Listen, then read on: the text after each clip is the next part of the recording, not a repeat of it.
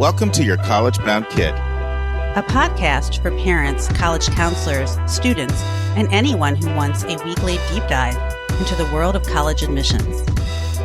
My name is Julia. I was an admission officer at Haverford College, an outside reader for Emory University, and I currently work as a school-based counselor at a school in Massachusetts. I'm Lisa, and I'm a clinical psychologist and college counselor. I have a daughter in college, a daughter in high school, and a son in middle school. After 30 years in Chicago, we recently moved to North Carolina. My name is Mark. I'm a college coach in Atlanta and the parent of two daughters. Karis, a graduate of Davidson College, and she is the founder of the Spanish tutoring company, SpanishHelpToday.com.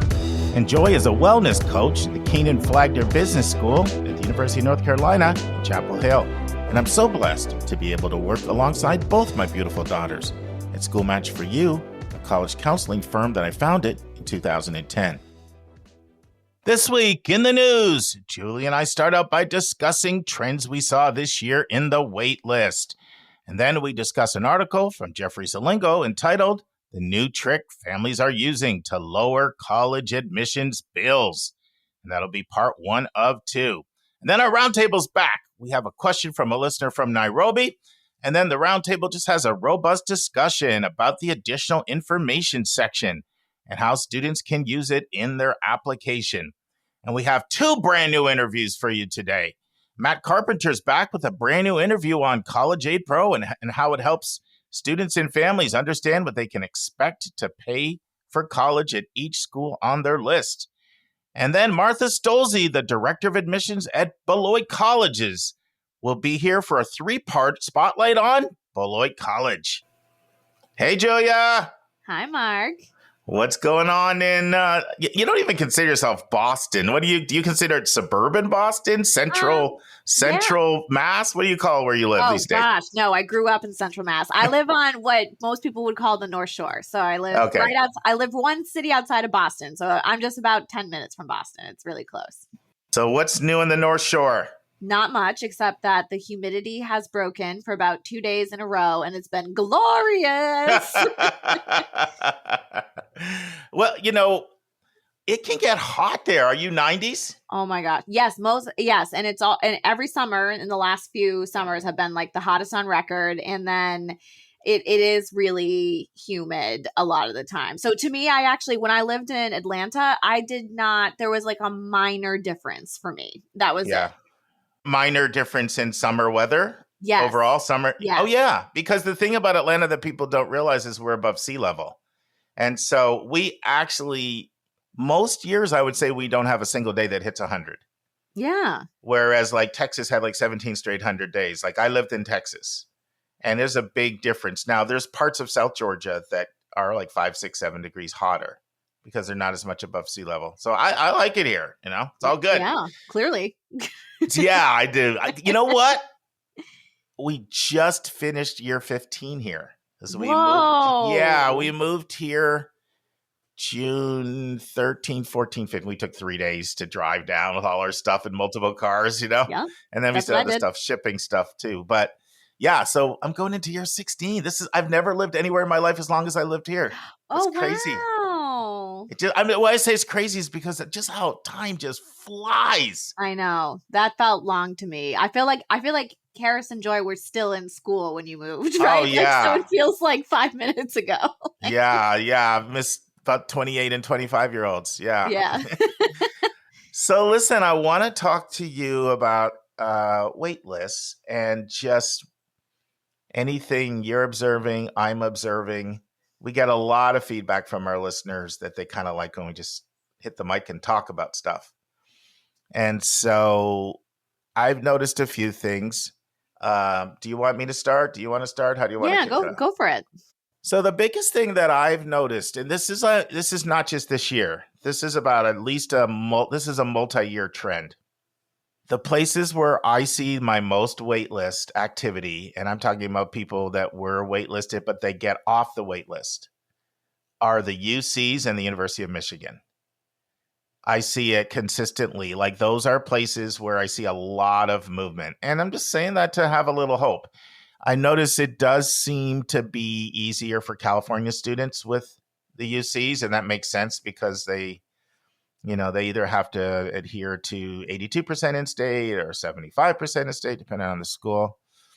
But I see a lot of movement, and I think it should be encouraging to people because some of the places like UCI, Irvine, San Diego, Santa Barbara, like those are three of the UCs that get the 100,000 apps, and I will see movement from students on those places that probably have more B's on their transcript than people would think. In fact, this year, a student with a C in pre-calc in 11th, and then never went really beyond that, not like, like really strong in every other area, including an academic pistol in Spanish and social sciences and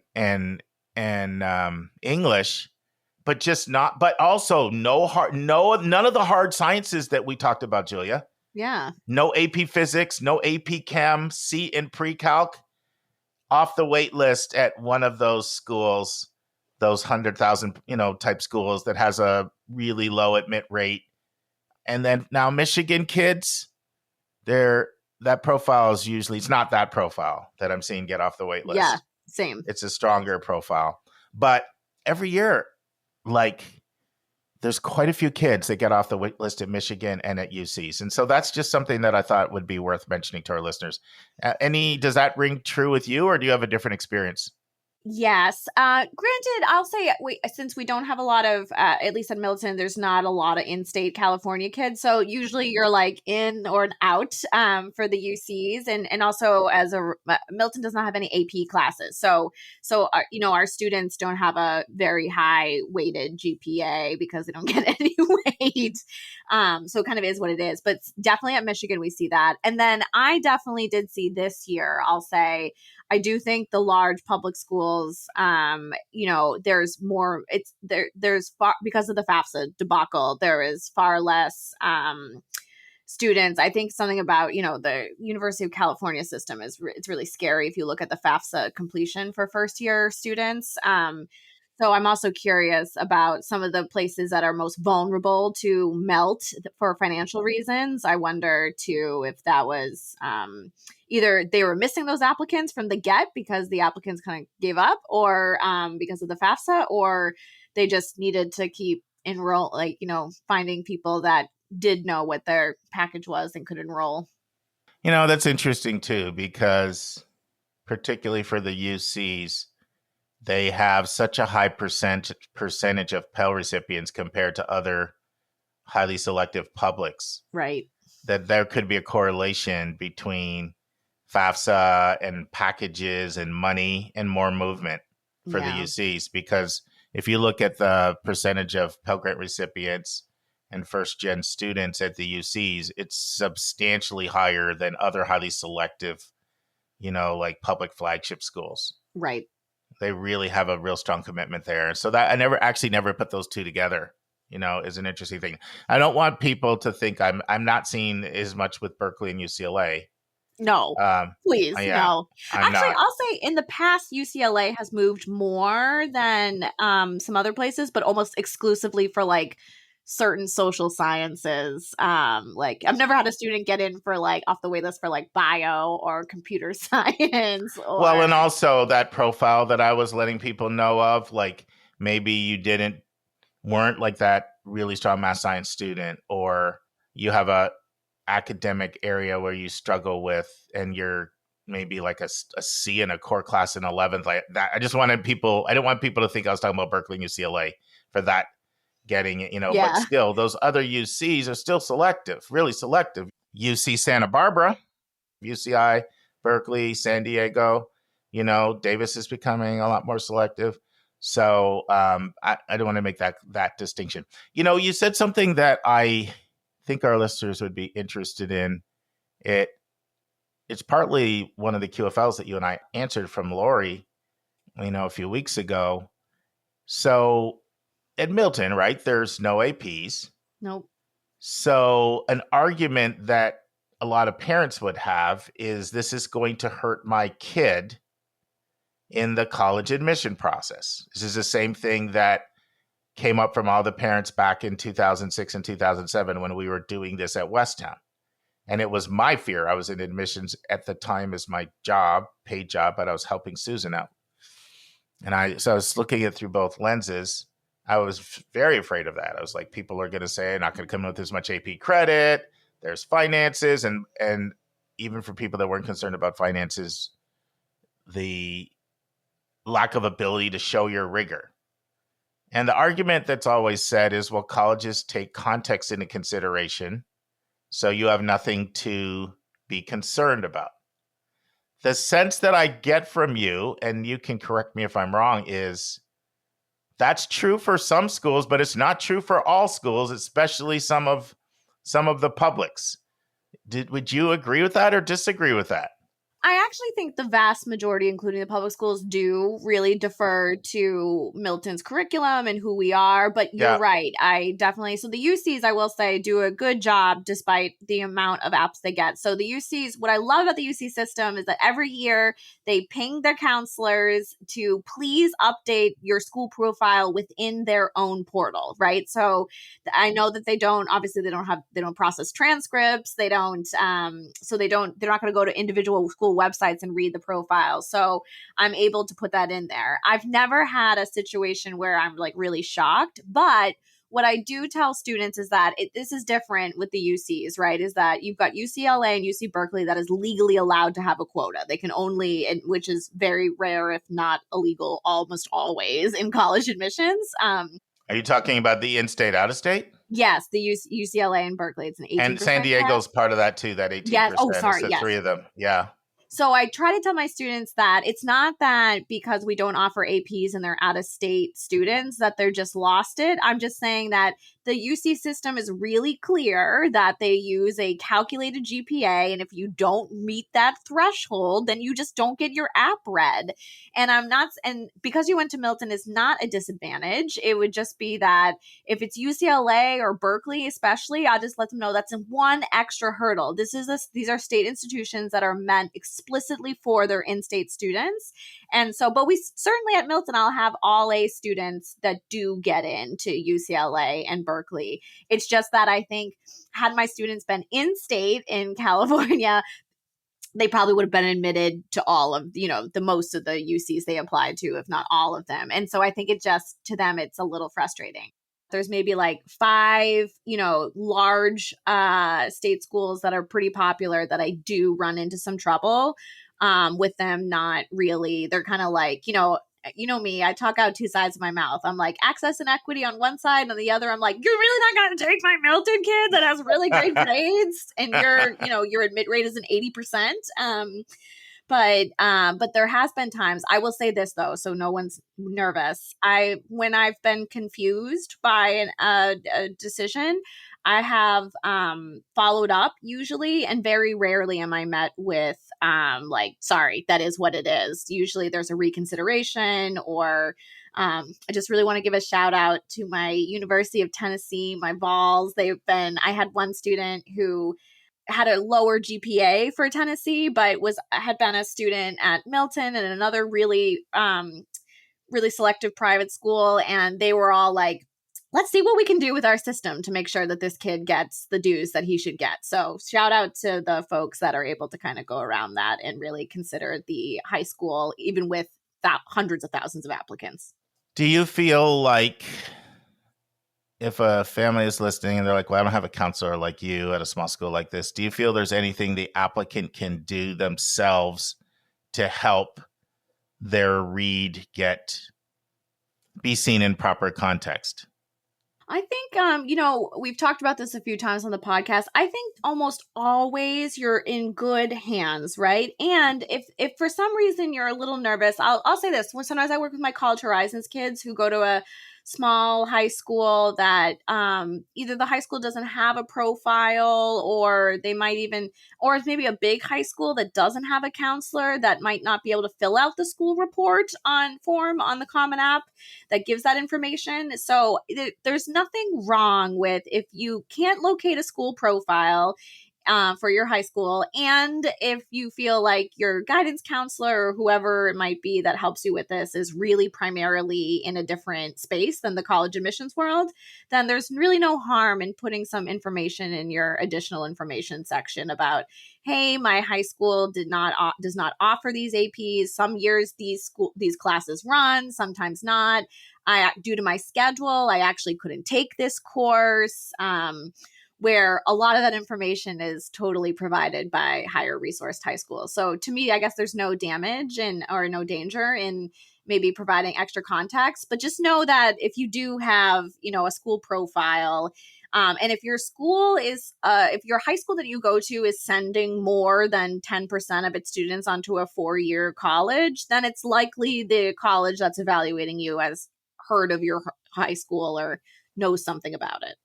Thank you. All right. Well, Julie and I have an amazing article, which we're excited to dive into today. But before we do it, yes, it's back. Admissions tip, admissions vernacular, and the big number. We had a little hiatus when we do extra QFLs, but this is sort of part of my standard mindset when we're doing it in the news. So I want to start out with a tip, and this is one that I've given it, but it's been a few years, and it's really important. And it's a question that I get. I'm sure you get this question, Julia. I've got it twice in the last week, so I know it's time. And so as soon as a person starts asking me this question, within 3 seconds, I know where they're going. See if you have the same experience. I got this notice. Yes. And you know where I'm going, don't you, Julia? So finish it for me. As well, 2 emails in the last week. This is the time of year. Finish it for me. Go ahead and say. I guarantee you're going to be right.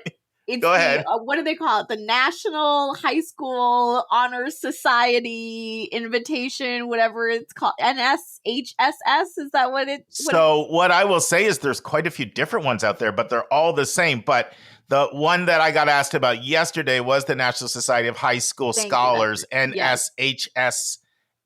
But there are a bunch of competitors with different names. But Julia, let's expose this right now so we can... go ahead and say what you know I'm going to say, because I know we're simpatico on this one. Oh, yes, totally. And I got to tell you, listeners, I always feel bad about having this discussion with folks because it kind of takes some wind out of people's sails. Sure. And this is not to negate.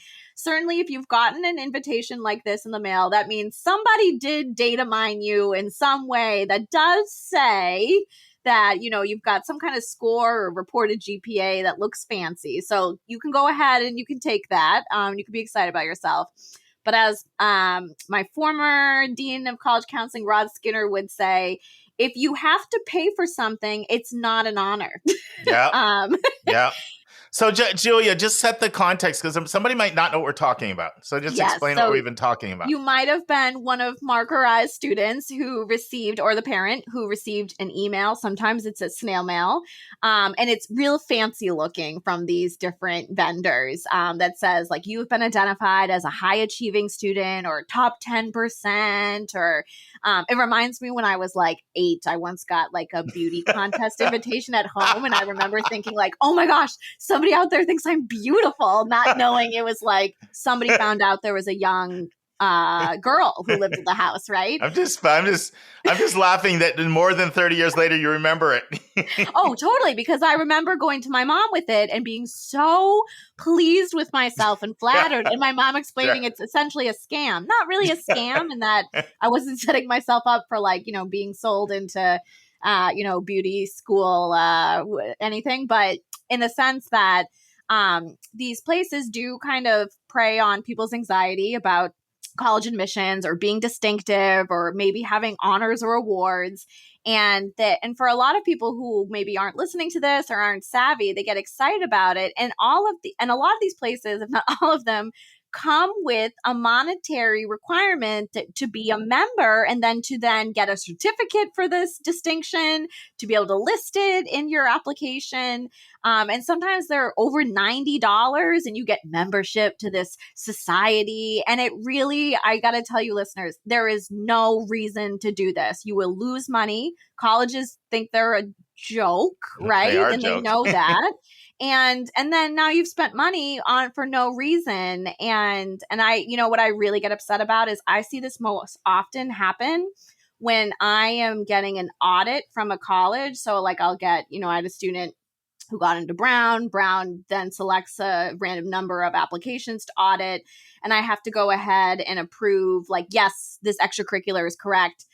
The amount of times I've seen a low income student who had listed as an honors or distinction one of these, and I get so upset that they just spent $90 plus on something that doesn't matter at all. And so while it's exciting to be identified in the vast amount of data that you have something that seems to be high achieving, it does not enhance your candidacy. Colleges do not take it seriously at all. It's not really a distinction if you have to pay for it. And please ignore these things. And some of them cast such an extremely wide net that yes, you really honestly wouldn't even feel that proud if you realize how many they were sending out, to be honest, some of them. And so I told my student that I was going to talk about this today.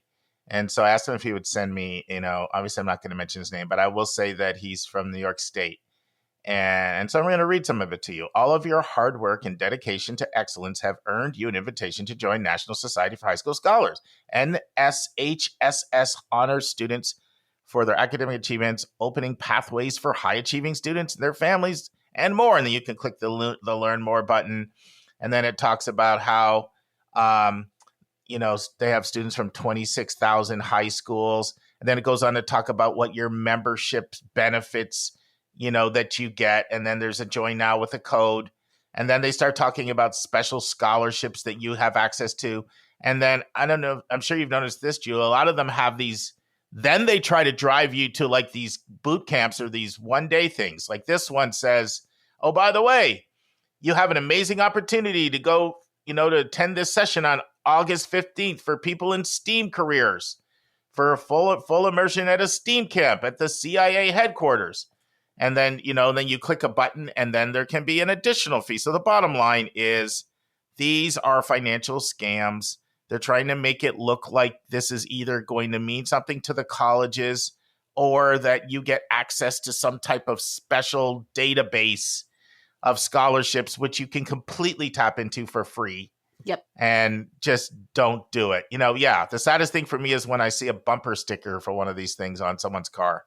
I know. Oh, parents and friends, save your money. You're special in your own way without spending $90 plus. Yeah, and Julia's has hit the key point. Anytime you see them asking for money, that is immediately your sign scam. Mm-hmm. Yeah. All right, so that is our tip. And for our emissions vernacular, and this is going to be in the article that we're going to get to eventually, a term that's coming up quite a bit these days and used when it comes to money and paying for college. And the term is donut hole. Donut hole.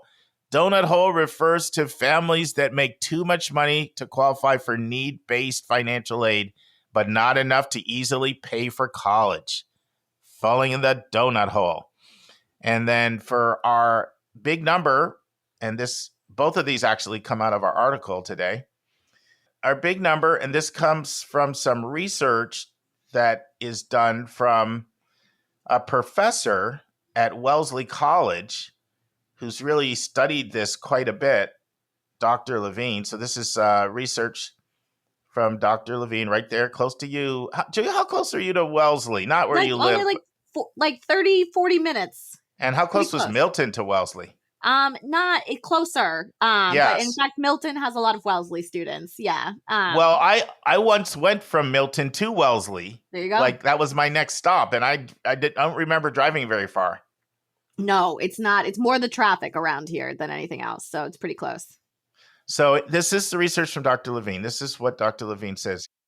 9 out of every 10 full-pay students who go to a liberal arts college and they pay the full price are going to a school ranked in the top 50.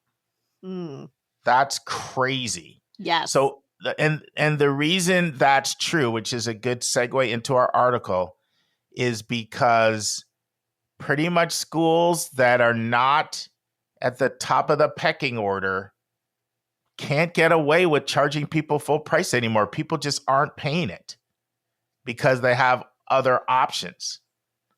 And is that a good segue for me to transition in, do you think, Julia, to the article? Oh, yes. All right. And now it's time for Hot Topics in the News.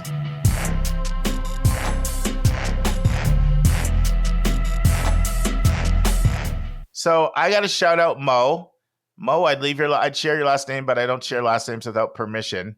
But Mo is a listener of our podcast who's from the DMV area. He sent me this article.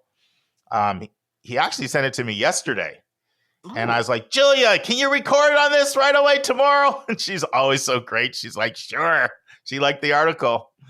And so it's by Jeff Selingo, who we've had on the podcast recently.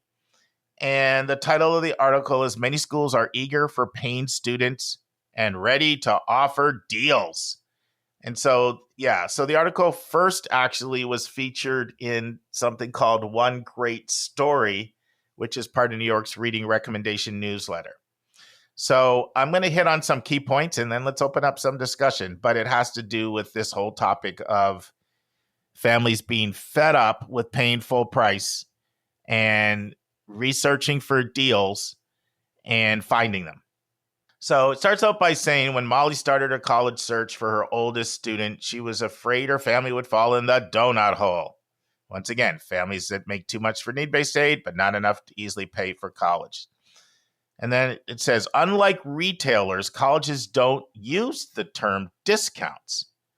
Rather, they attach fancy names like Presidential Award to what is generally known as merit aid, because that sounds better than a price cut. And I'll say more about that coming up in a second. And then there's a quote in here from another outstanding person who's doing great work, Mark Salisbury. We've had him on the podcast before. He's the founder of Tuition Fit. So as a quote from Mark, it says, and I love this, colleges keep giving out more merit aid to families because they can't get them to pay more, Mark Salisbury told me. Salisbury, a former administrator at Augustana College in Illinois, runs Tuition Fit, a website where people can share their financial aid offers and see what others like them got and received. Most of the money that colleges are giving out in merit aid isn't coming from endowment. It's revenue the college never receives. It's a simple price cut right off the top. Salisbury and others in the business refer to it as Kohl's cash, an after-discount strategy employed by the mid-market retailer. The result is a new world where more and more students and parents comparison shop over fine gradations of prestige. The calculus among college-going families often looks like this. Is a school ranked 25th by U.S. News & World Report? Is that worth paying full price when a school ranked 40th is willing to give a $10,000 a year discount? Chasing discounts has turned into a game for applicants and their family, weighing whether a notch or two of prestige is worth a substantial tuition break. We undermatch to maximize merit, Molly told me, using the popular lingo. Jill, you want to just let our listeners know what undermatching is in case someone doesn't know? Sure. I don't love this term, but undermatching would mean that a student maybe applies to colleges that they are maybe they are on the highest end of the profile for admitted students. So these are not reach schools. These would be like likely range schools that the student applies to and attends. Yeah, and I don't like it either because it sort of implies those selectivity to drive everything. Right. And I think Julie and I and our entire team, everybody on a podcast, all of our co-hosts, Vince, Lisa, Linda, Susan, all of us, Sylvia, everybody, we all feel that selectivity is one component, but not the be all and end all. And sort of undermatching sort of has that connotation. Once again, like if your stats are stronger than the average student, that's generally going to be, and you end up going to that school. Right. Then that term would be, okay, you didn't match and pick a place where your profile is like the average, but your profile is actually stronger than the average. So it goes on to say the student, the student had a 3.82 GPA, 10 APs, a 1380 SAT. And ended up applying to schools that profile was stronger to. It was an explicit effort to get merit aid. And the article goes on to say that we're smack between 200 and 250,000 in our income. And then it goes on to say, plenty of qualified applicants are willing to pay full freight when you go for the more selective schools. But Molly recognized that by aiming at a school with a little bit lower rankings, they would throw money at Jack, say $15,000 off the price of $60,000, and they in attempt to get him to enroll. From the school's perspective, they would get Jack's excellent statistics, which raised their averages. They would help him drive up their averages and improve its academic rankings. And this is also important. The school would also generate some tuition revenue at a time, and this is also very important, when many institutions are finding it more challenging to get tuition revenue. And it goes on to say, Jack graduated from high school last month, and he got acceptances from dozens of colleges, in many well-regarded colleges in the Northeast. And Molly showed Jeff a spreadsheet of how she tracked all of his merit offers. And what immediately stood out is how haphazard the discounts are.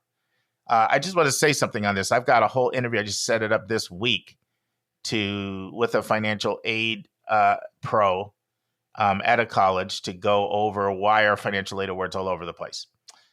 All right. One school, Lafayette, offered her nothing. Pay the $84,400. That's what you're paying. Drexel took $29,400 off its price tag. Rochester Institute of Technology, they took $25,000 off their rack rate of $73,791. WPI gave one of the biggest packages, $43,660, bringing the cost down to $35,626, and that's where Jack went. And it turned out to be the same amount as if he had gone to the University of Maryland, according to Molly. Molly believes that her family won in playing the merit aid game. And then it quotes Philip Levine, who I quoted earlier in the podcast. He's the one who did the research to show that 9 out of 10 people at liberal arts and science colleges that pay full are going to, or 9 out of 10 people that pay full are going to the most selective schools in the country. Otherwise, people just can't get you to pay. So it goes on to say, Philip Levine at Wesley, a family income level of Molly's is indeed in the donut hole, stuck in the middle, even if it stretches their finances. Levine's research shows that lower and middle income families, and he defines that lower and middle as $180,000 or less in income, they pay out of pocket at private schools. Their net price after financial aid applied is relatively kept the same. It's been flat. But that flat line for net price in private colleges turns into a hockey stick starting at $200K. At that level, his research shows schools start expecting families to start to become full payers. I mean, it does vary from institution to institution, and there's other factors, how many kids in college, different things. But anyway, that's a general overview of his research. At public colleges, that net price makes even a steeper rise starting at the $125,000 point. There are plenty of students willing to pay full freight, but there are fewer schools every year with this kind of pricing power. I talked to a director of admissions 6 years ago, and he told me this, that people are just not willing to pay. And this is a very, very selective school. It goes on to say, at a national summit hosted by the Department of Education last year, the then president, and I say then president because she stepped down, but it's quoting Song Richardson at Colorado College. She described full pay students as gold. They're gold, she said, because they're becoming a rare commodity. Many upper middle class families facing full tuition are asking what paying that premium is actually getting them. And it talks about in the article, there's so many Facebook groups and Reddit threads where full pay families complain about what is the upside that we're getting for paying all this money. It says, unlike with an airline, when you pay more, there are at least some perks. You might be in first class, but with paying for college, what am I even getting? You don't even get to be the first in line to register for classes. Gavin, an ophthalmologist in Florida, told me His youngest daughter is going to be a freshman at the University of Miami this fall. All-in price, $93,000. Now, he's a wealthy individual. He makes $700,000. So he said he doesn't need the discount. He said, but I feel like a fool sometimes for paying full price when everyone else seems to be getting a deal. I once did a big number, Julia, on 89% of people don't pay full. Only 11% pay full nationwide. So the article goes on to say that sometimes families can get a better sense of what the discounts are by doing deep research into the common data set and looking at the discount rate for each student. And that's what College Aid Pro does. They do all that stuff for you. Mark at Tuition Fit is doing something really great too by collecting tons and tons and tons of aid awards. So then it goes on to quote someone I like a lot who I want to have on the podcast, Brian Zucker, founder of Human Capital Research. His research indicates many colleges are becoming what he calls middle market colleges. Middle market colleges can't get away with charging full. They charge full price. The number of people paying full has dropped precipitously in the last decade. The result of increasing sticker prices and more families simply saying, I'm not paying full price, even when they can swing it. And then I almost went with this for the big number. According to Levine's calculation, the share of high-income families, and he's defining that as making over $200,000 in today's dollars, paying full sticker price at private colleges has gone from 64%, so basically 2 and 3 in 1995, to 28%. So you went from 2 and 3 to basically 1 and 4 in 2019-20. And at public universities, 79% of those families paid full, and now it's down to 47%. I like this quote from Zucker. Here's what he says. With a few exceptions, colleges all now have an opening bid with families, meaning they're not leading with their best offer. I had a conversation with someone at College Aid Pro about this last week. Colleges are not leading with their best offer. I was on a conference call with 2 members of our team, Linda and Jennifer, and he commented on this. You know, they're not leading with their best offer anymore because it's just become part of the culture that people are going to come back and try to ask for an aid evaluation. So, with few exceptions, colleges all now have an opening bid with families, Zucker said. The opening bid, of course, depends on where the college sits in the rankings. The CFO at a small private liberal arts college, ranked just outside the 50 in the U.S. News and World Report, shared data he had compiled showing the rapid deterioration of full payers has been most acute at institutions like his, small liberal arts colleges ranked between 50 and 100. Schools like Rhodes College, St. Lawrence University, Hobart William and Smith. And then there's that quote I said today, 9 out of 10 of full payers who go on to liberal arts colleges are enrolled in top 50 schools. The article says, Laura, a mother in Massachusetts with a household income of $270,000, she set a goal. I'm paying $35,000 out of pocket. That's my goal for my son.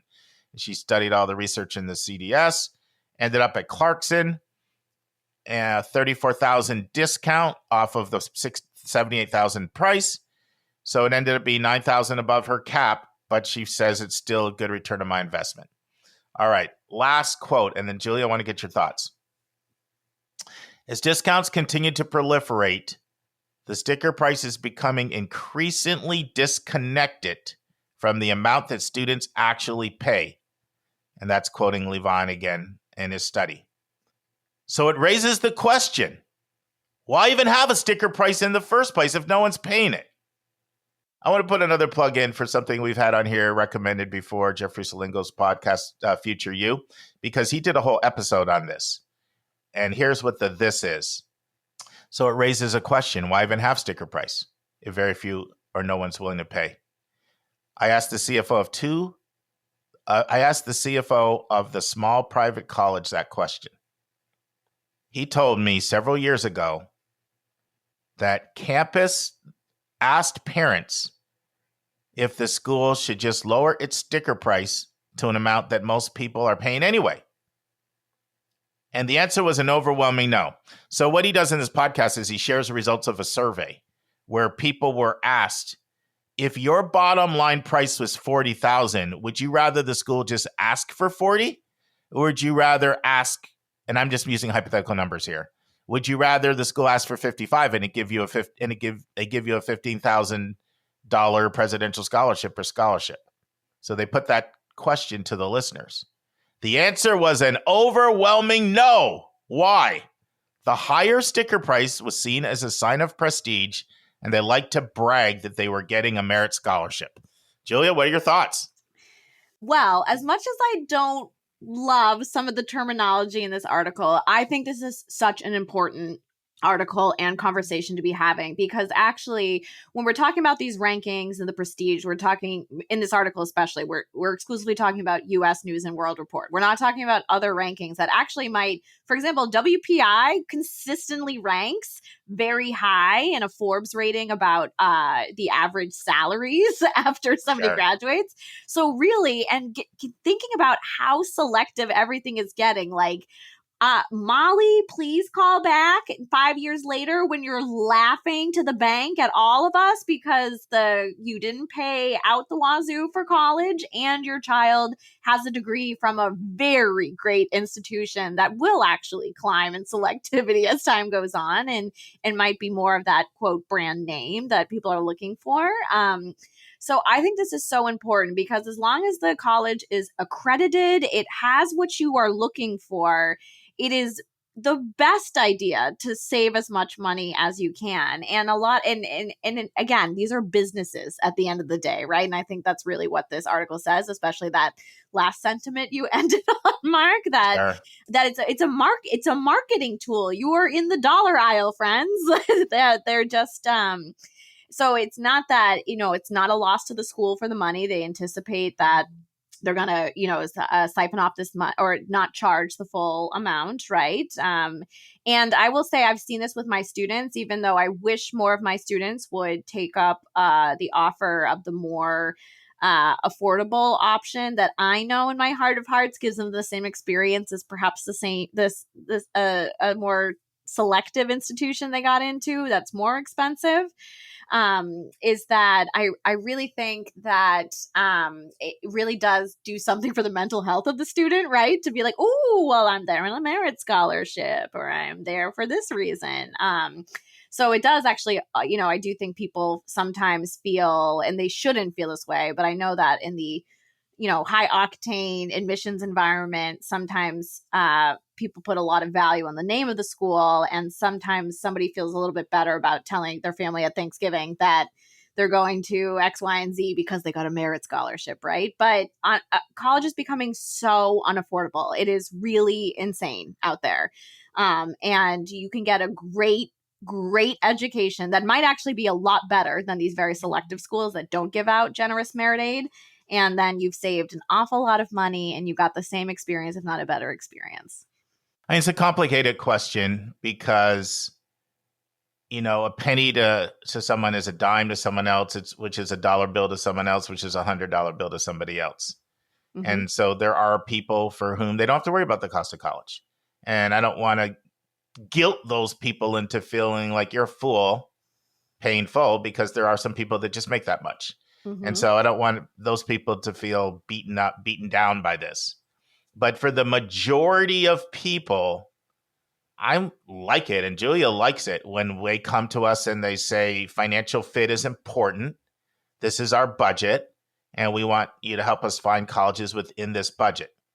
Now, what I don't like, sometimes I get families that do this, Julia, and they want to pay like $10,000, and they're formerly EFC, currently SAI is like 80 or 70. Yeah. And their student is a very middling student. Right. And they think they're going to pay $10,000. That's like not realistic. And so there is an extreme that I sometimes see people go to where they're not realistic. But what makes this so challenging for people is it pits two things that they tend to care about a lot against each other. One is their money. And then I'm using the word prestige, and that sometimes that does matter to a lot of people, most people at some level. Some people are all about it. Some, as Susan said, all of us have a little snob in us. Mm-hmm. But it's hard sometimes to call it prestige because sometimes in people's mind, it's all intermingled and wrapped up with giving my kid the best opportunity. So they don't see it as prestige. They just say it, why would I not do anything I could for my kid to help them? Right. And so some of our challenges as counselors is to kind of unpack that.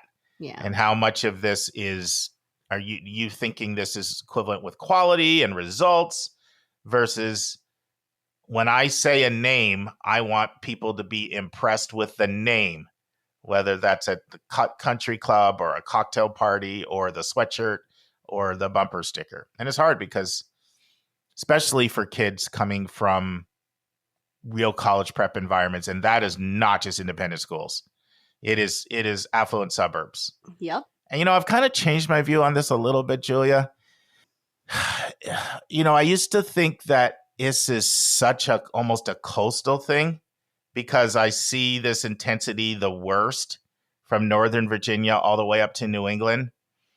And it's bad in Palo Alto. It's bad in like Bethesda and that whole area in the DMV. And it's bad in like the North Shore area of Chicago. And it's bad in certain parts of Los Angeles and definitely in Orange County. But what I'm really finding is it's more about social class than areas. Mm-hmm. Because I can get this in pockets of remote parts of Wisconsin. Right. And that if it's like people coming from a certain social class. So there's just a real pressure. And it's just literally pitting two things against each other. I remember a conversation, one of the hardest conversations I had. Somebody who was trying to decide between accepting the stamp scholarship at Wake Forest, which was going to be full cost of attendance, and going to Stanford and paying full. And they made enough money so that they could pay full. But then they said, but I know the kid's going to want to go to grad school and I got more kids coming. Right. And they wrestled with that for a month. And they finally picked Wake Forest, by the way. Smart. It wasn't just the finances, though. Wake Forest made them feel like $1 million.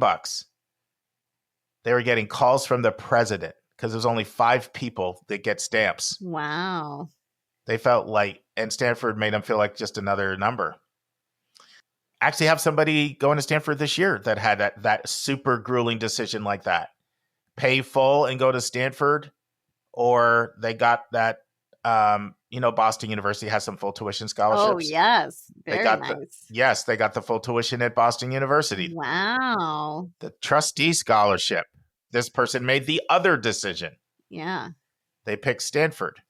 So that's just right there. You see the wrestling, but you're talking about people's money, off of whether you want to call it prestige or you want to call it doing what they ultimately think would be the best thing for their kid, all things equal. Both things they care about tremendously. And they're like it's like you got this tug of war going on between the two. And both sides are really, really strong. And so there's a voice in their ear saying, I'm a fool to pay all this money. And then there's another voice in their ear that's saying, but it's your kids. Like, you got one shot at this. And it just goes back and forth, back and forth. And you can see when you're talking to families a lot, just the angst and trepidation and consternation, that this dilemma faces them, but they're faced with. But increasingly, more and more people are saying, I'm out. Friends, this concludes the first part of the conversation Julia and I are having about Jeffrey Selingo's article. Hope you join us next week for the final part. And now it's time for a question from one of our listeners.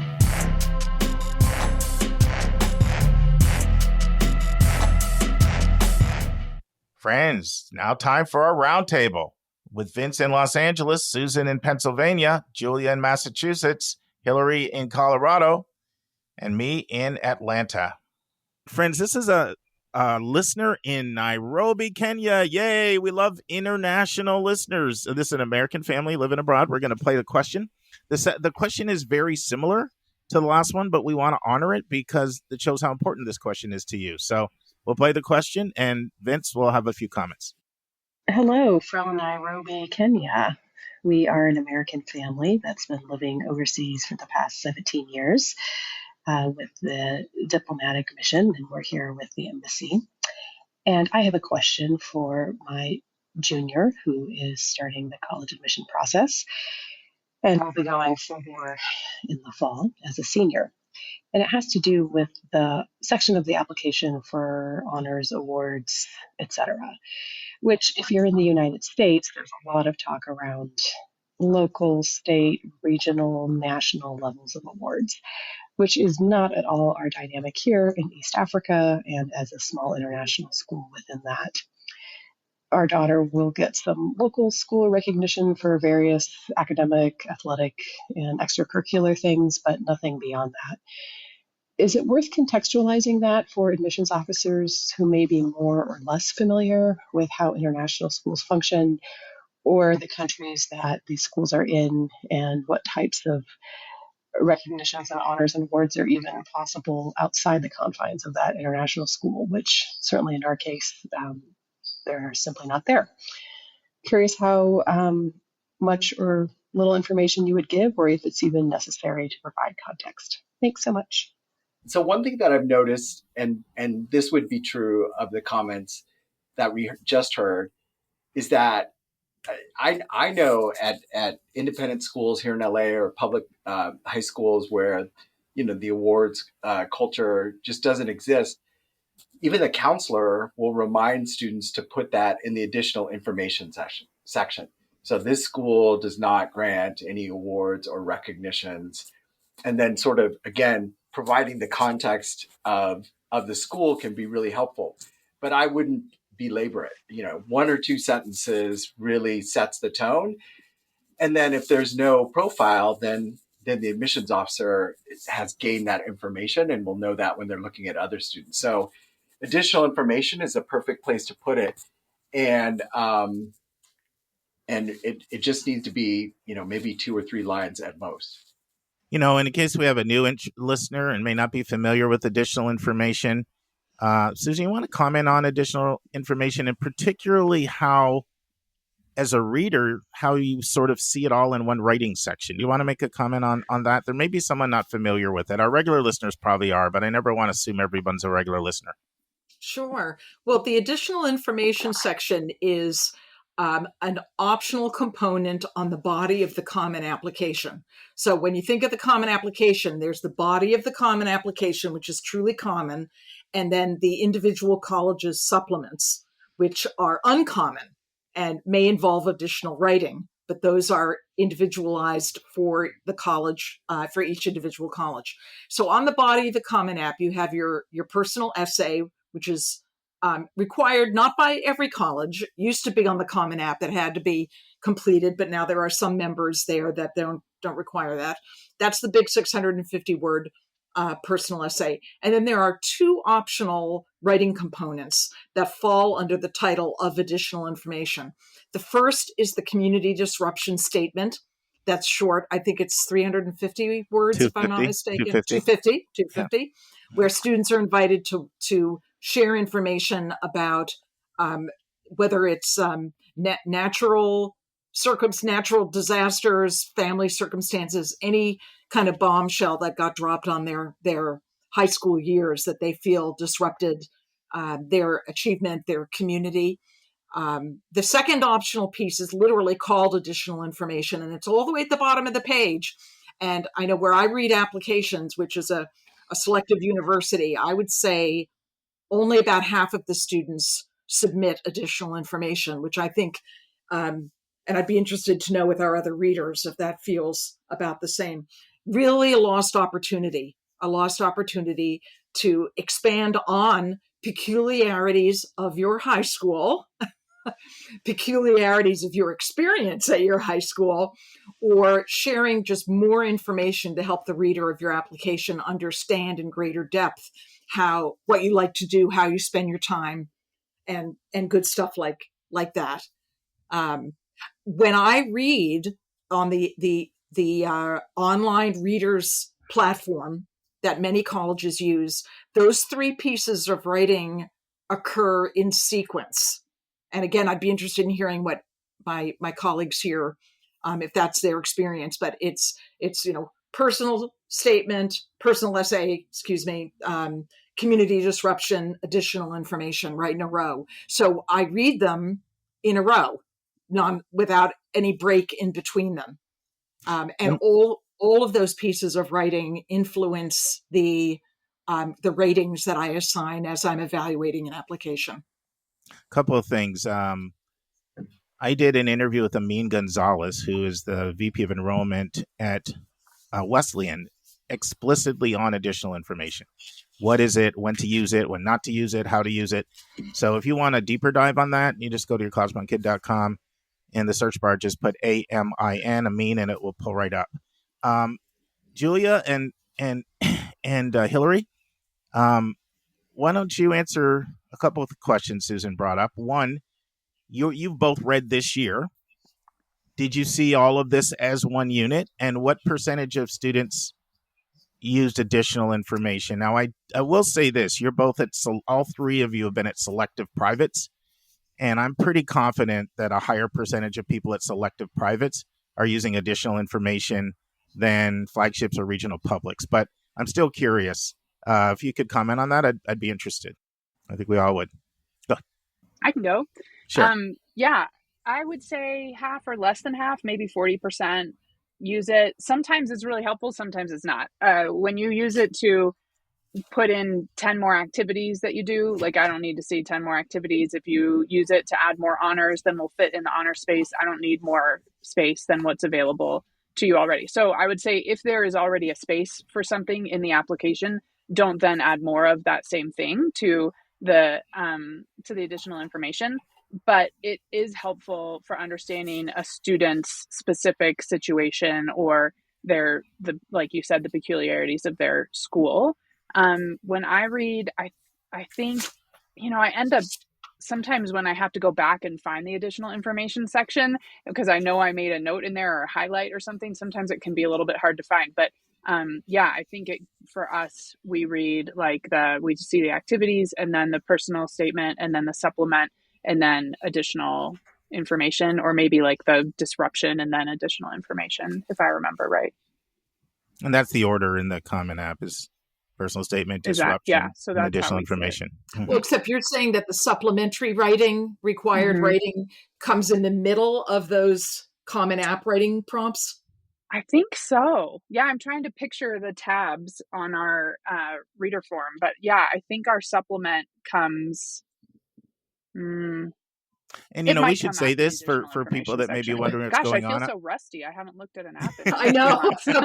How quickly we forget. I know. Well, and if people are wondering, why would there be differences? I'm sure everybody's probably using Slate and reading through Slate. And then there's the ability to do some customization with that.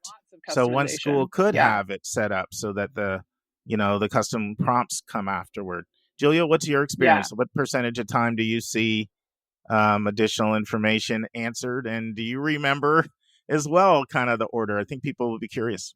The order, at least on Slate for the school I read for, does go in the order of the Common App. However, I would like to say I read for two places that disabled the additional information section for me because that was not part of my task as a reader, right? So I didn't see that. And actually, and again, I worked for one mid-size that was had a large office in one small school. So there is time to read the additional information section. But I talked to a lot of admission officers who are not able to read that section. It is not it is not allotted in their time to finish an app. So I always like to also say that, especially so when I read this year, I read far less applications than Hillary.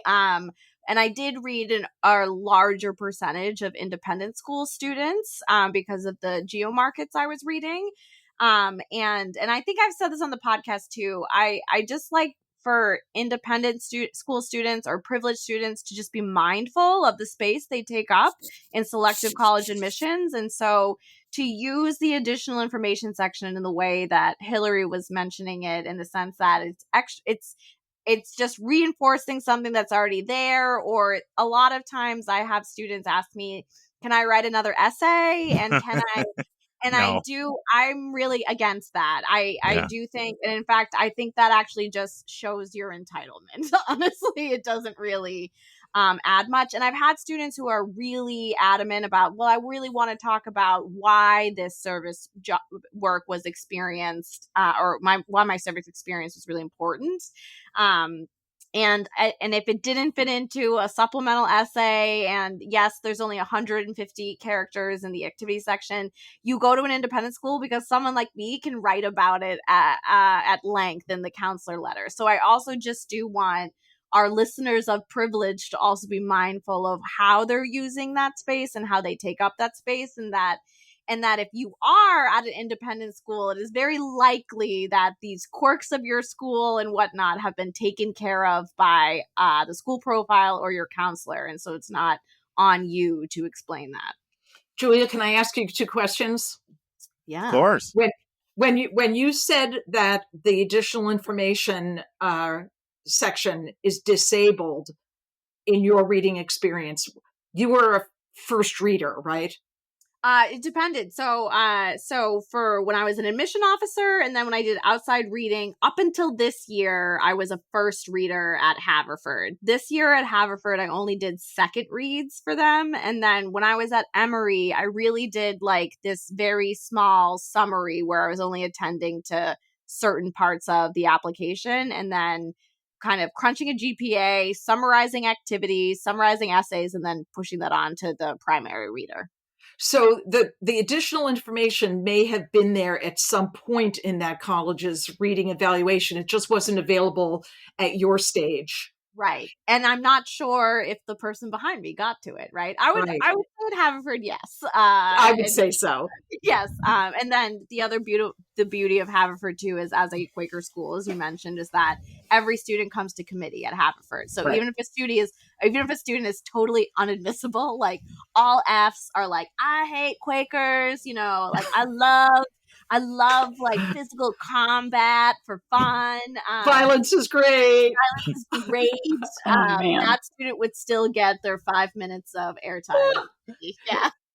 There's a balance with additional information that Julia brought up and Hillary brought up that's important. I like to quote sometimes when I'm talking to my students, Beth Heaton, who was a former admission officer at Penn, and she tells the story of how if I've been on the road and I've done 4 school visits that day, and then I did an evening fair, and then I wolfed down a little bit of food, I got to see my kids really briefly, and then I'm going to go read a few files, and I go to your file and your file is really, really long, that does not usually bode well for you, And so, it's just something to think about. Anything when you have these options, these discretionary choices, there's other ones too, right? Like a school might allow 3 other recommenders. It's usually not in your best interest to add 3 other recommenders.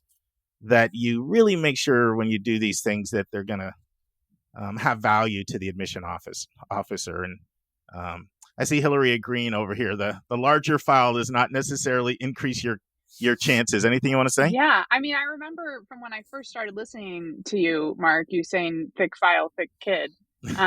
And like, I get that. And also we as admission readers are free to skip what we don't need. Right. So if we feel like we have a good read on you, I'm not going to read all of the extra stuff that you've provided, and I'm not going to hold it against you. But I don't want you to put a ton of time into something that maybe nobody's going to read. And at the same time, if you feel really strongly about it, if you're like, this thing has to be said or they won't understand me or they won't understand my context, then you need to say that, because you don't want to be second guessing yourself.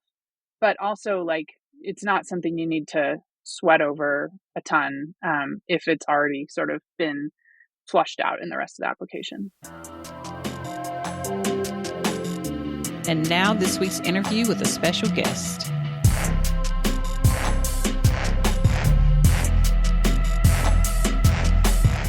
Friends, in my first part of my interview with Matt Carpenter, looking at how College Aid Pro helps families, Matt shares his 2 pieces of advice that he hopes families take away from this interview. Then Matt shares what a bubble family is, and he shares what a bubble family needs to do to get a great aid package. Matt shares why he's so confident that College Aid Pro software is more accurate than the college's own net price calculator. Matt shares how their software can be more accurate than the college's net price calculators. Matt talks about how they use actual awards in their projections. And you get 2 admission vernaculars in this interview with Matt, as I have a great conversation with Matt about preferential packaging and schools that admit deny. Listen and enjoy. You ready to transition to College Aid Pro? Let's talk about us. Awesome. Of course. Well, I will first tell our listeners that our company was actually looking for someone that specializes in what Matt and his company specialize in. I had been kind of doing all of this myself for our families, but I'd encounter things that I didn't feel I had expertise on occasionally, and I'm not just in it every single day. So School Match for You, where I do my counseling, we've partnered with you. So I believe in you guys totally.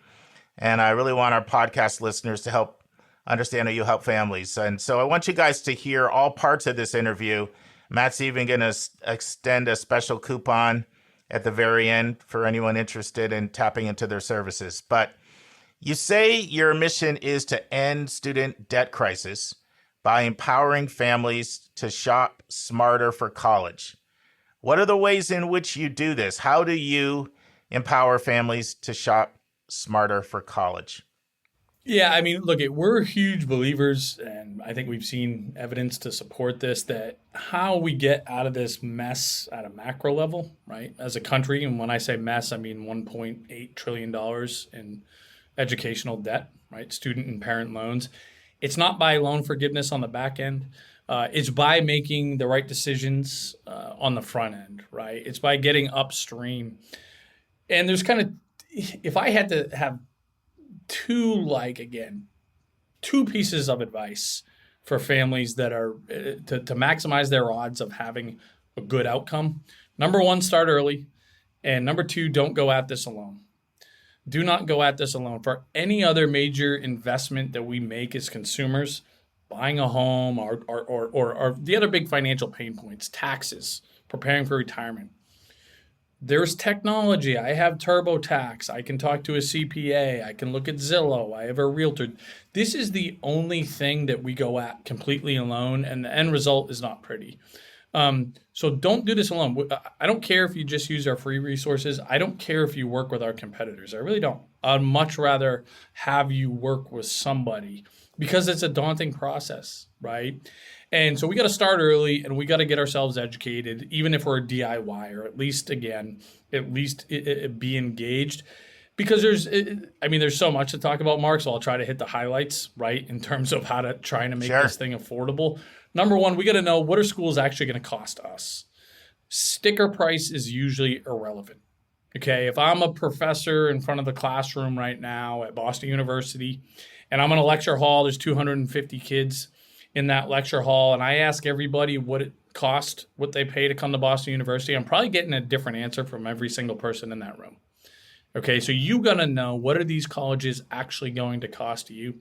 And it's just so counterintuitive, right? We were, as a matter of fact, before this meeting, I was talking with a family, a Rhode Island family, and they were just blown away to see that Brown University is going to be significantly more affordable than URI, right? University of Rhode Island, and they're in-state residents, okay? This happens. This is not an anomaly, right? This was not an outlier. This is something that happens all the time. So we have to know, what are colleges actually going to cost my family? And usually it has nothing to do with the sticker price or the cost of attendance. Where am I on this financial aid spectrum, right? Or lack thereof? I would argue that some of the families that have the biggest challenges are what we call bubble families. I make too much money for financial aid, but I cannot start writing checks for 95 grand a year, times 4 years, times 3 kids. What do I do? Right? There's still an affordable path to college for those families. Okay. But we're probably going to get discounts, not via need-based financial aid, but via scholarships. And that doesn't mean your kid has to be valedictorian, right? There's still schools that are going to love to have your kid, that are going to be good fits for them, that are going to give them meaningful discounts, right? You're not just, and you don't have to go to an in-state state school to do that. And that's the challenge, right? I'm sure a lot of the listeners are going, that all sounds great. How do I know which one?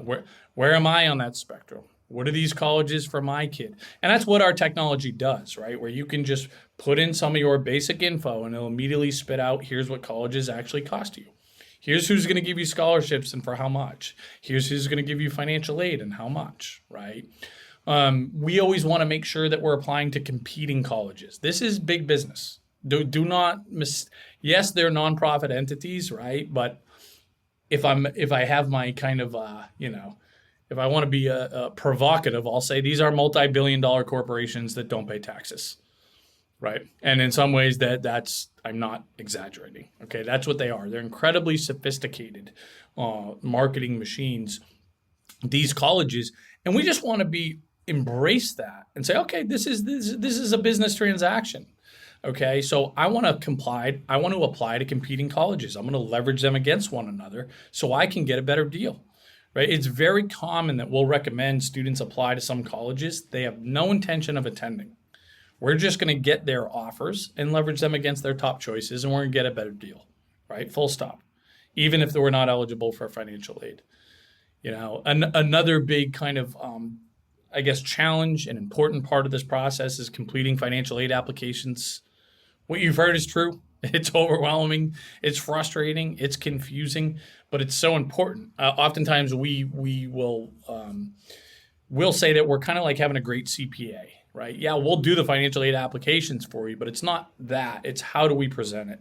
How do you present your assets? How do you value your property? How do you value your business? If you're a divorced or separated family, well, what should we be thinking about there, right? That's a podcast in and of itself. Sure. So, those are a few things, Mark, right? You'll probably have to shut me up. But in short, we're trying to figure out, where does your family fit on the spectrum? Where's your kid going to thrive? And then how do we navigate this process in such a way that we can make it as affordable as possible for you? And then get smart about paying for it on the back end. If we have to borrow, what's the right loan for us? If we have resources, when and how do we deploy them? Yeah, and this money piece is very, very complex.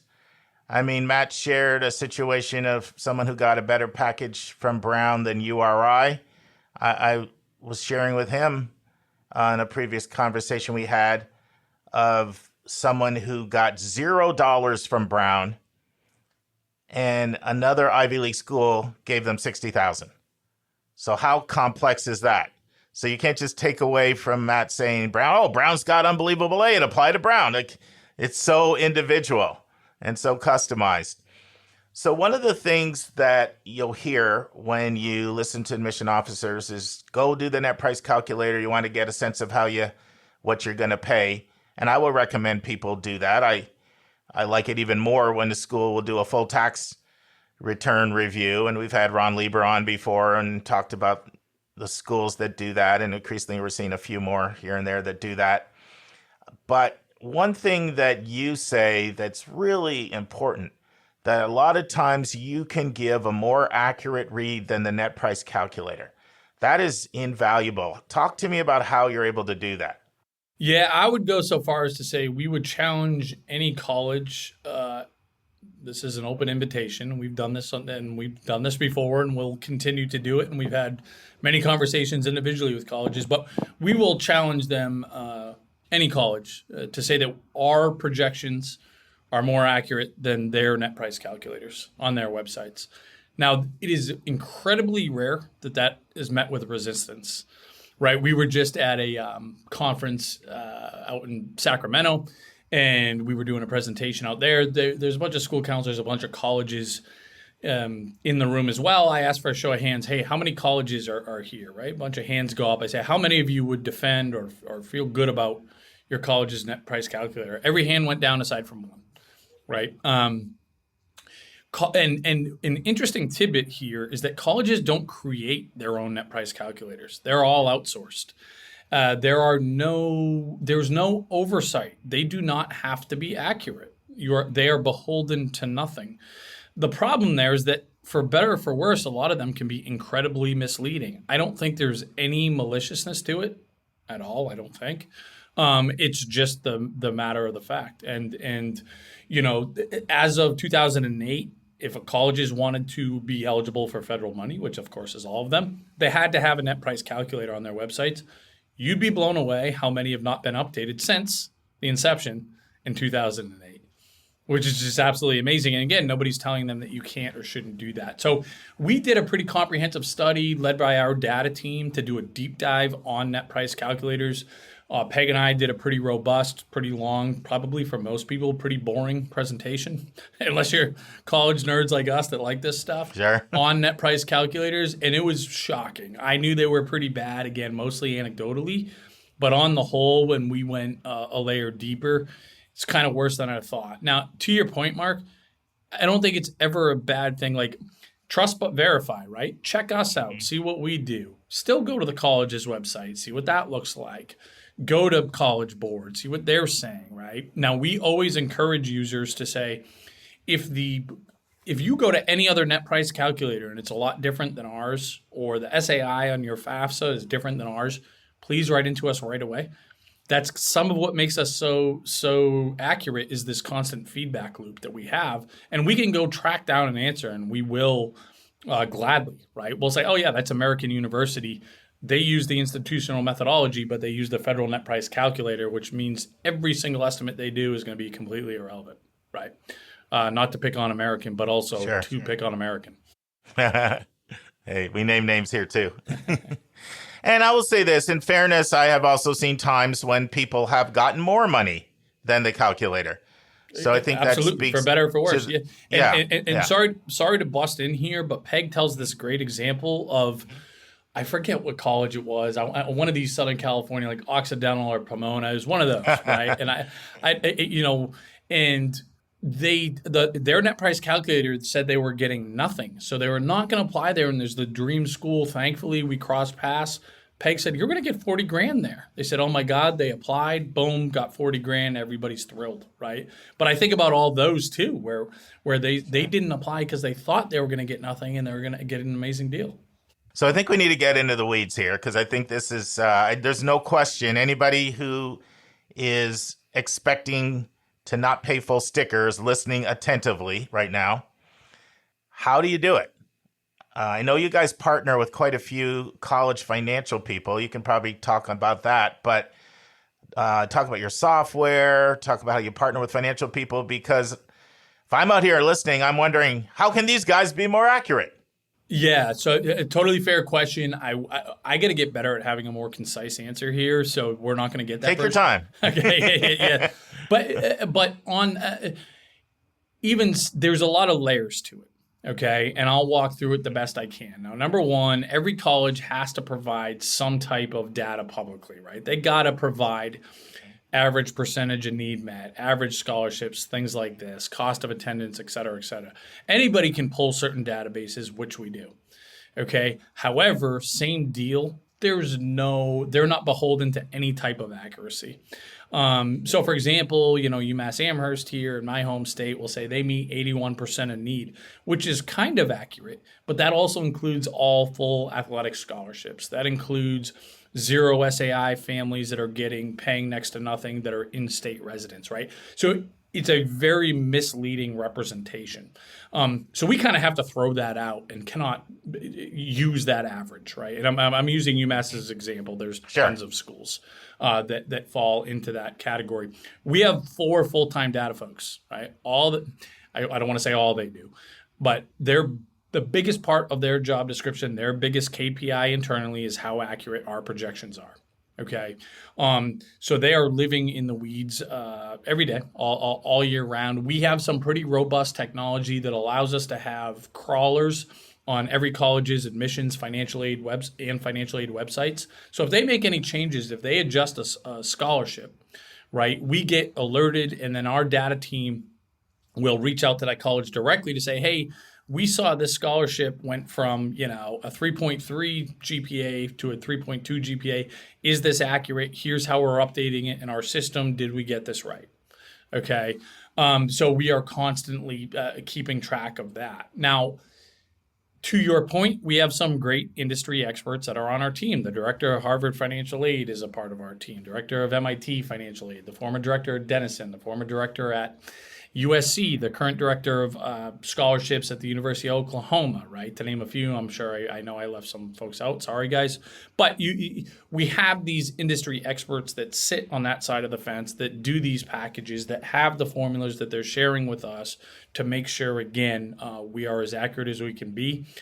However, having said all of that, the biggest reason why we're unique in our accuracy is that when a family gets accepted into a college, they upload their financial aid award to our technology, to our platform. Okay. The first thing that we do is we translate it, because these can be very confusing. So we translate it in layman's terms. And then we tell them, did you get a good deal? I always pick on my buddies at Boston College, who generally under award families. We'll flag I've seen that. We will flag it and say, hey, yeah, you should have got $10,000 more from Boston College. We recommend that you appeal. Okay. So they are incentivized to upload their financial aid offers. Well, now we have this massive database of financial aid award letters.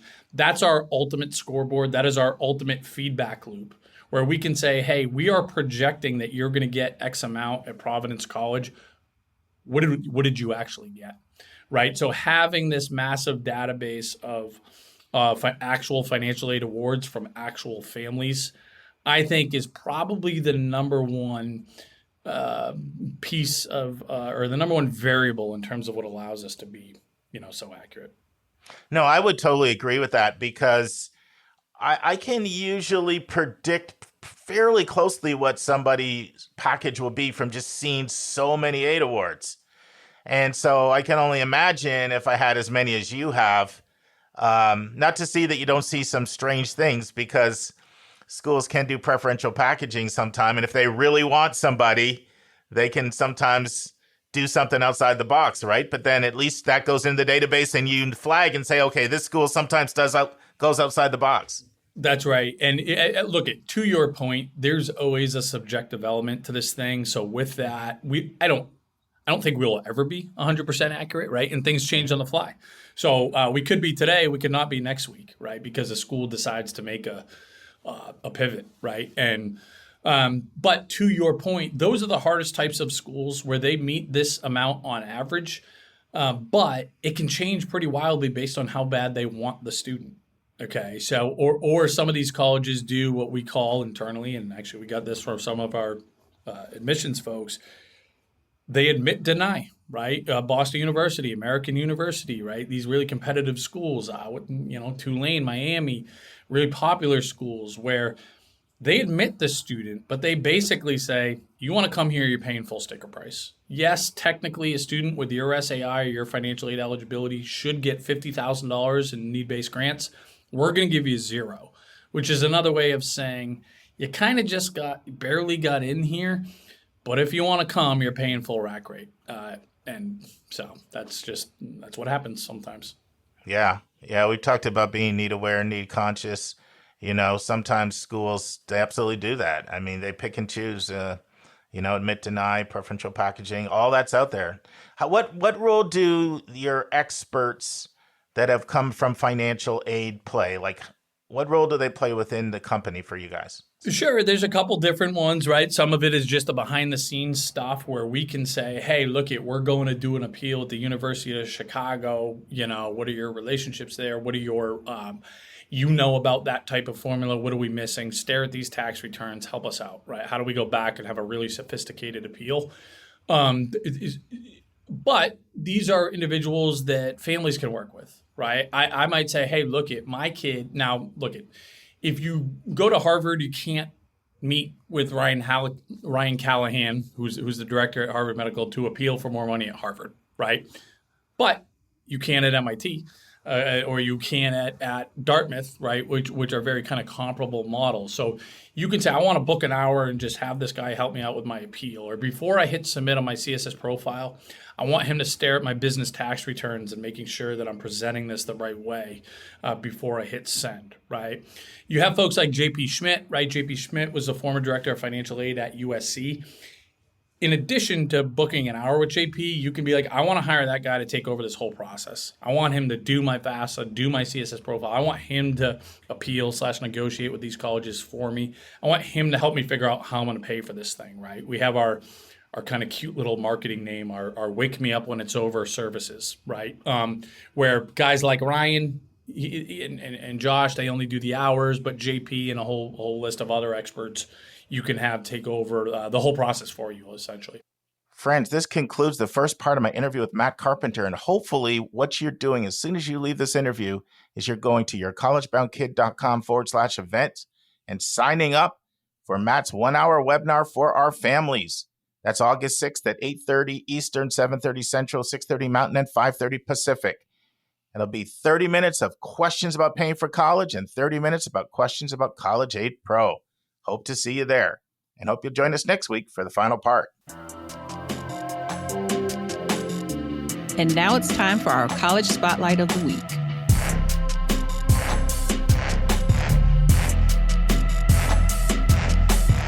Friends, in the first part of my interview with Martha Stolze, the Director of Admissions at Beloit, Martha shares her backstory. Then Martha gives her Beloit elevator pitch. Martha tells us where Beloit is, and she shares some of Beloit's demographics. Martha tells us what a changed lives college is. Martha shares a few things that she absolutely loves about Beloit College, and she tells us about the popular and distinctive programs that Beloit offers. Martha shares 2 things Beloit has on their campus that shocked me. And Martha talks about Beloit's distinctive first-year experience. Listen and enjoy. Friends, I'm here with Martha Stolze, and she's the Director of Admissions at Beloit College. Welcome to the Your College Bound Kid podcast, Martha. Hi, thank you so much for having me. Well, Liam Daly was awesome. You know, we had Liam on before, and I'm like, okay, we need to talk about, actually, Beloit's been on our radar. I don't know if Liam told you this, but for about 1.5 years, you've been on our We Want to Reach Out to You list. Well, we are happy to be here and excited to tell our story. Yeah, and for me, it's a little cleansing because I took a big Wisconsin trip in the summer of 2022 and had every intention of getting to both Beloit and Lawrence. And when I got to Madison, it's so big and vast. It ended up being like 2 days. So I have to get back. We'd love to have you. Now is a beautiful time to visit. Well, any time is a beautiful time to visit Wisconsin, but it's especially spectacular right now, I have to say. Awesome. So before we dive into talking about Beloit, Martha, tell us about your backstory. Let us know the context from which you'll speak today. Sure, absolutely. So I have been doing college admissions for over 30 years. I like to joke that I started when I was 12, but that's not the case.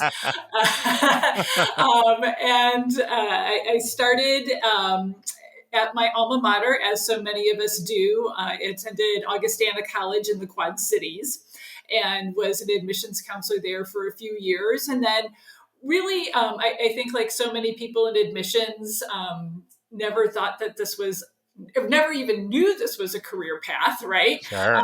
And so kind of fell into it and just really fell in love with it. So I went on to graduate school, then worked for over 25 years at North Central College in Naperville, Illinois. And so I'm fairly recent addition here to Beloit. I'm in my 3rd year at Beloit. For me, when I was going through the college search process with my kids, it really kind of reignited a spark and a love of the traditional small liberal arts and sciences college like Beloit. My oldest child went to another Colleges That Change Lives school and had a great experience there. I'm very fortunate in that my younger kiddo decided to become a Beloiter himself. Awesome. It's really been a neat journey for me, both personally and professionally, to come to a place like Beloit. No, that's fantastic. They say 3 or 30 years, right? People either are in for 3 and out or they make it a multi-decade profession, which is great. So I'm sure you've got that sort of elevator speech for Beloit, like you're talking to a Uber driver and they say, Beloit, I've never heard of it. Tell me about Beloit. How do you answer the question? Well, so one of the things I try not to do is say, oh, well, we're a small liberal arts and sciences college, because so many people say, right. So what? What does that Right. really mean, right? Sure. So for me, when I talk about Beloit, I try to talk about a place where it's a institution where students are both challenged and supported. It's a place where students get a chance to really chart their own path, where faculty involvement and relationships with faculty is so important, and where, as corny as it sounds, students really do have the opportunity to just find out who they are as a person. Most of our students come in as undecided. So many of our students end up having majors or minors here in things that they maybe never even thought about, because as you're learning and growing about yourself and the world, your perspective shifts in those 4 years. And I think Beloit is really a place where that happens.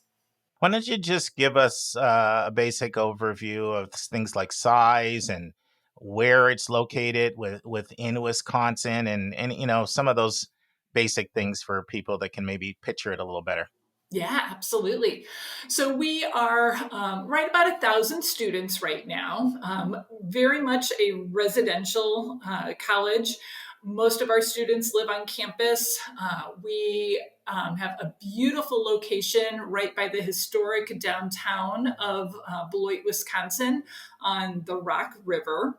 And Beloit, Wisconsin is in south central Wisconsin. So we are about an hour straight west of Milwaukee.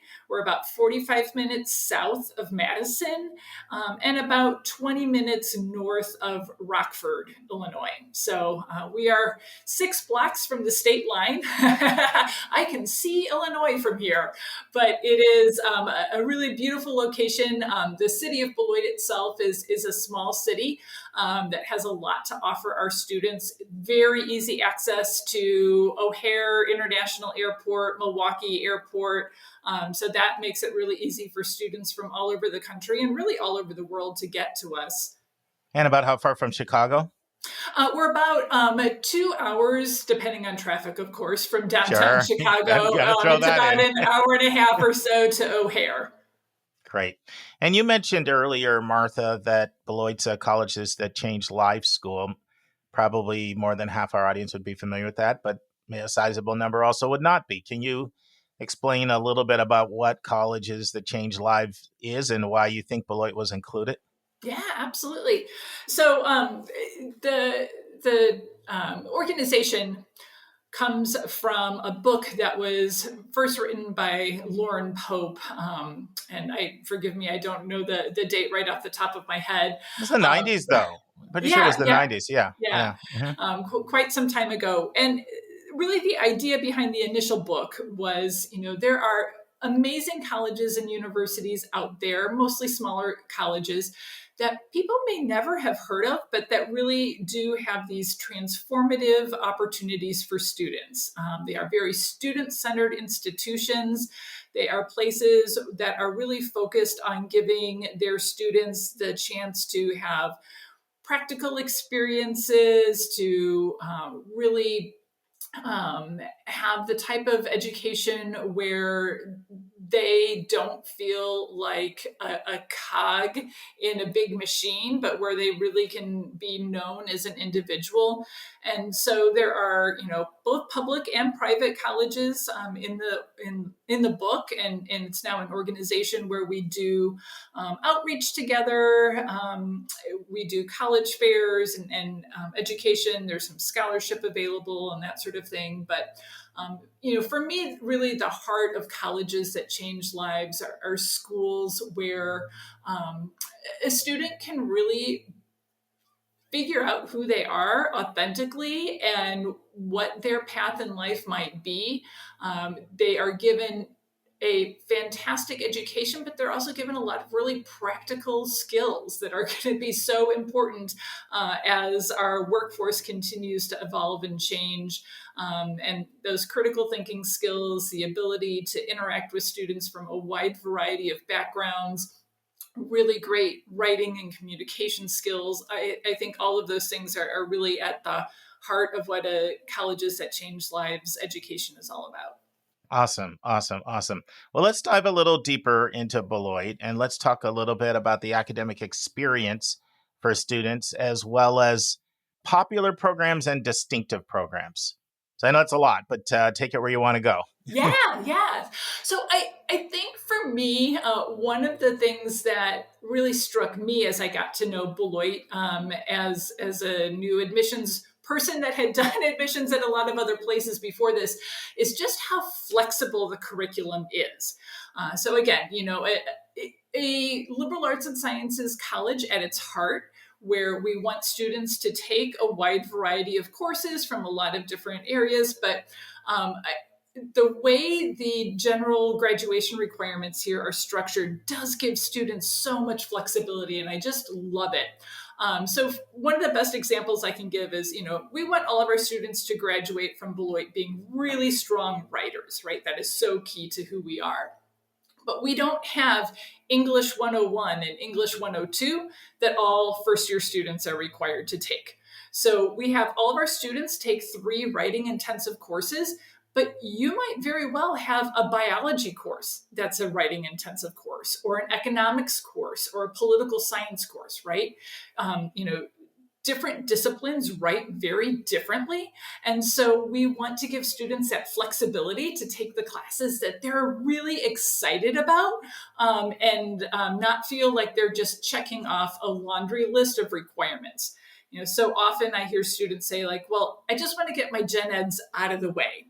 And we really try and flip that on its head and say, don't worry your first year about whether or not you're checking boxes. Take the classes that you think like, oh, wow, that sounds really cool. That sounds really exciting. That sounds fascinating. I've never heard of this before, right? And then your academic advisor will kind of help you fill in around the edges. But we often find that students just naturally, based on their curiosity and their interests and experiences, are going to fulfill a lot of those general education requirements on their own without having to worry about check boxes. So I really like that premise of how to start your educational conversation of what gets you excited about learning, as opposed to what do I need to do to fulfill a requirement. Another really cool thing about the academic program at Beloit is that academic advising component. I don't think it's unusual for a school like Beloit to have faculty members serve in that academic advisor role, but I do think what is unique about Beloit is how we match students with who their faculty mentor is going to be. And I always really intentionally say match as opposed to assign, because it's certainly not like a lot of students have in high school, where your guidance counselor is based purely on the first 2 letters of your last name. And, no shade at all to the school counselors that are out there. They have such tremendous caseloads. They are being asked to do so much more all the time. But I know that for my students, my kids, they would maybe see their school counselor for 15 to 20 minutes a semester, unless there was something really urgent that came up. And it was very much, again, about checking those boxes to make sure you're going to walk across the stage at graduation. And that was it. So when we match a student with their faculty mentor, yes, we're going to ask the student about what they think they might be interested in majoring in and what classes they might want to study. But we ask them about who they are outside of the classroom as well. And we match the students based on all of that information, not just on what they think they might want to major in as a 17-year-old. Because guess what? That often changes, right? So we want to make sure that that faculty mentor is somebody they feel really comfortable with, somebody that they can stop by for office hours, chat with as they're in the cafeteria or walking across the quad, and really, they're not surprised when their faculty mentor shows up at their play or at their basketball game or whatever it is that they're involved in. We also then have our students take an academic class fall semester of their first year with that faculty mentor. So again, they're seeing that faculty mentor on a really regular basis, 3 or 4 times a week. But the faculty mentor is also seeing that student in an academic environment right away, right? So they're getting to see what are the student's strengths, what are their weaknesses. And so they can be like, hey, Martha, I saw that when we talked about mayoral elections in Los Angeles, you got really into that. Have you thought about taking this political science class next semester? Or they can be like, when we were talking about mayoral elections in Los Angeles, I saw that wasn't really your thing. Like, Right. let's maybe steer in this other direction. So, all right, That's great. that was a really, really, really long answer to that question. No. But I'm getting a sense of personal, individual attention, sense of community. Yeah. Definitely picking those things up. Let's talk a little bit about both popular programs and distinctive programs. Yeah. So popular majors, some of our largest majors are things like biology, psychology, business and economics. So certainly English is another big one for us. Kind of some unique or unusual programs. Our anthropology department is really well known, and many of our students do take an anthropology class or two here, even if they have no interest in being a major or minor, just because it is something we're so well known for. We also have an amazing museum studies minor here, which is very unusual for a school our size. We actually have 2 teaching museums on campus, so Wow. giving students the opportunity to do a lot of hands-on work in those fields. So, What's the history of that? You don't see that a lot. right, so we have a fully accredited anthropology museum, and then we also have an art museum on campus. The anthropology museum really started with the Chicago World's Fair, actually. There was the Logan Rust collection was developed to be one of the exhibitions at the Chicago World's Fair. And Logan was a trustee at Beloit College. And so after the World's Fair was over, he actually donated that exhibit to the college. And part of it was that it would be used as part of the teaching experience at Beloit. So the college had already had a number of artifacts. I've had a geology program here from very early on, and so there were already some of those more kind of natural history artifacts available on campus, but the World's Fair Logan Rust collection was really the kind of linchpin, I guess you could say, to getting the Anthropology Museum up and running. We now have I believe it's over 400,000 artifacts on our campus. Wow. And yeah, so it's an amazing place. Students get, again, a chance to really use it, not only in anthropology, but, both the museums do some really interesting work in terms of interdisciplinary use of these resources. So, for example, then in our art museum, we'll sometimes have our chemistry department doing work there. And you might say, like, wait, what does chemistry have to do with an art museum, right? Well, they use, and I'm going to struggle on this name here, so forgive me a second if it takes me a minute. There's chemical microscopy is where they're able to look at the, super teeny tiny little molecules that make up, a paint pigment. And they're able to, be able to tell from that whether or not the pigment used is authentic to when the painting may or may not have been produced. And so they're able to detect if it was a forgery based on that or things like that. So it's a really neat opportunity for students from a lot of different disciplines to use these resources. My dad was a chemistry teacher, but it was my worst subject. So you could have said anything, and I would not have known if you were right or wrong on that one. Let's talk a little bit about your first year experience. I know that's another thing that Beloit is known for. So what is it that you do that's distinctive that makes your first year experience, so good? Right. Yeah. So I talked a little bit earlier about that faculty mentor. We refer to it as AMP. Beloit is really into its acronyms, by the way. So if we can you can make some easy to remember. Here's acronym number 1 is AMP, Advanced Mentoring Program. So again, I think that is really at the heart of our first year experience is that advanced mentoring program, that relationship with that faculty mentor. Certainly, I think there are a lot of other aspects of that. So in addition to the academic class, so it might be, a media studies course or an anthropology course or a biology course or whatever it might be, that academic course you take with that faculty mentor. But then that same faculty mentor also does kind of that intro to college extension of orientation once a week seminar with their students as well. So that's where students are working with their faculty members.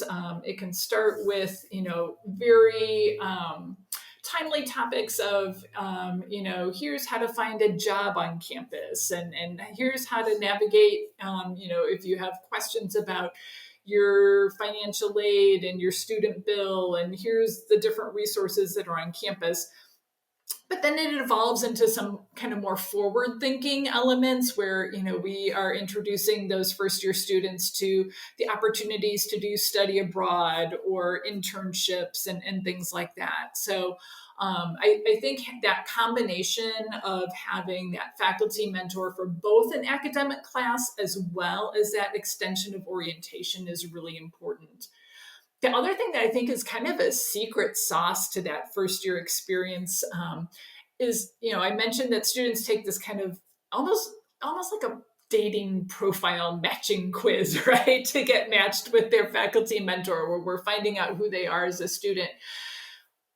The other students who answered in a similar way to get matched with that faculty member are in that class, in that academic class with you, your first semester of your first year. And so you've got kind of these kindred spirits all around you, right? So I mentioned my son attends Beloit, and I remember him saying, they did those kind of introductions the first day of class in his AMP class. And he's like, yeah, the student sitting next to me, it's like we looked at each other. I would have answered everything the exact same way, right? So you're immediately getting a chance to make friends with a lot of people who have similar interests and that sort of thing as you. So I think that camaraderie is really important as well. Certainly, we do a lot of the other, I think, typical things for our first year students in terms of support in the residence hall, support from, our academic areas like our writing center, our librarians are phenomenal. They do a lot of work with those first year classes to make sure students are, all kind of getting the support that they need. Friends, this concludes the first part of my interview with Martha Stolze, Director of Admission at Beloit College. We hope you join us next week for the second part. On Monday's episode, I'll be sharing another edition in my series I'm doing on missed opportunities. Linda will have part 3 of her 4-part interview with Colonel Robert Kirkland, looking at the Naval Academy, looking at West Point, the Army, and looking at the Air Force and all the surface academies, and really what they look for when they're admitting students into their service academies. And friends, I close you out today with a word of wisdom from the great Thomas Edison. So it is reported, Thomas Edison, it was reported by one of his fans who said, "Mr. Edison, you're such a genius." To which Thomas Edison retorted, "Genius is 1% inspiration and 99% perspiration." Did you get it? 1% inspiration and 99% sweat equity. See you on Monday, friends. And that's our show.